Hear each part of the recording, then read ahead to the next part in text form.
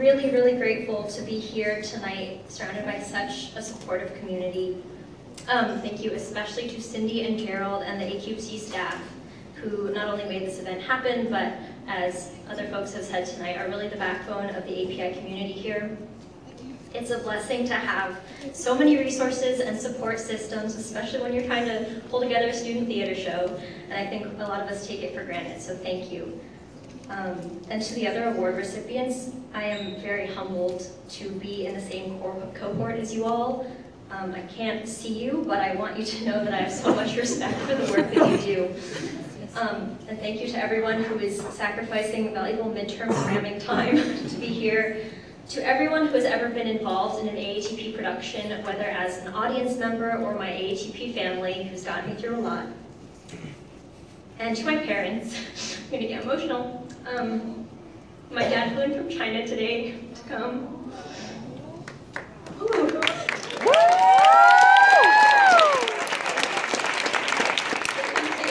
Every AATP show, even the ones I'm not in, multiple times. And finally, I need to give special thanks to Ken Savage, Aisha Chow, and Jenny Barron, who, as freshmen and sophomores, decided that AATP needed to be revived, and that folks of color need a space to tell their stories.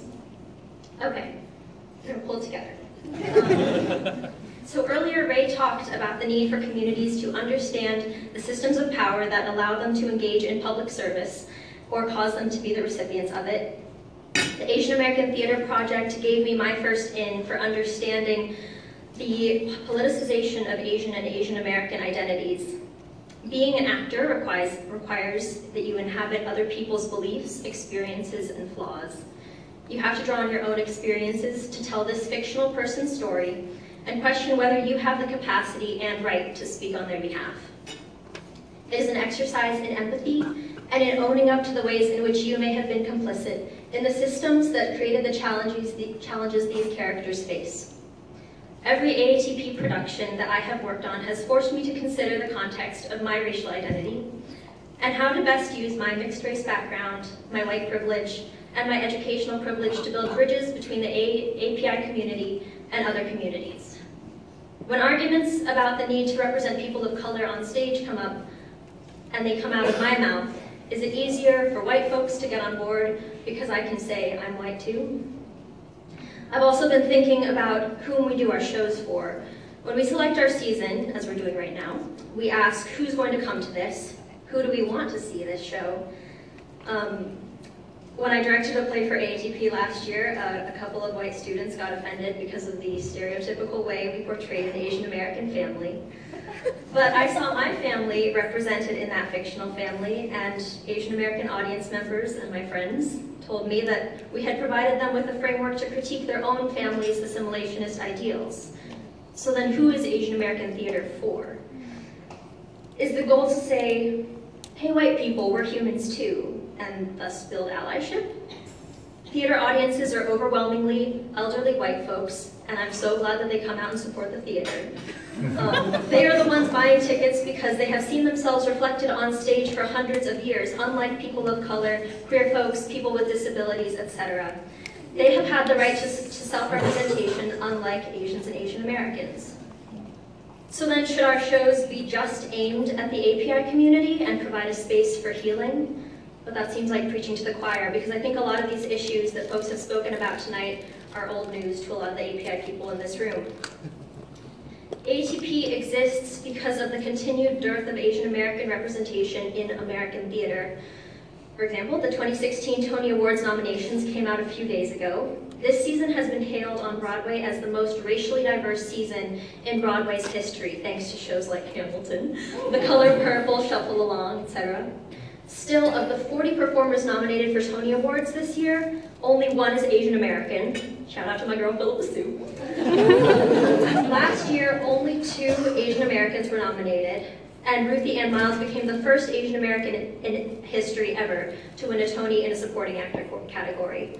Her win was especially remarkable considering the fact that between 2008 and 2014, not a single Asian-identified actor was nominated for a Tony. That's not even one that's nominated. Before 2008, well, honestly, I got so frustrated reading all these lists of Tony nominees and not finding any Asians that I didn't go out there and look further back. But the bottom line is that with Caucasians being the only racial group that is overrepresented on Broadway compared to the Caucasian population in the tri-state area, Broadway is still very much the great white way. I know it's not because there isn't any Asian theater talent. If we've got this many incredible Asian performers at Stanford, some of whom we've seen tonight, then there have got to be at least a handful in New York City. The existence of this award I'm receiving tonight is remarkable, because according to the theater establishment, it seems that Asians aren't supposed to be in the performing arts. So I'm thankful to the AQC for saying that to be an Asian pursuing the arts is an endeavor worthy of praise. I could talk about this for hours, but I'm out of time. So here's my solution. If any of you get the chance to produce a theatrical production that puts people of color front and center, please do it. If you become a casting agent or a director and only white actors are coming into the audition room, don't shrug and say, I guess they're not interested in these roles. They don't know that those roles are available to them because they haven't been historically. Make it known that you're actively seeking actors of color for your production of Oklahoma or Macbeth. Current students, once you have expendable income, go to the local Asian American theater company's plays. Those of you who have expendable income and children, please all come to the plays tomorrow. Yellow face. Because if kids aren't exposed to the fact that people like them can be on stage performing, playing Cinderella, or whoever, they won't know that they can. So please support artists from marginalized identities, because the talent is there and these folks need a platform. Thank you.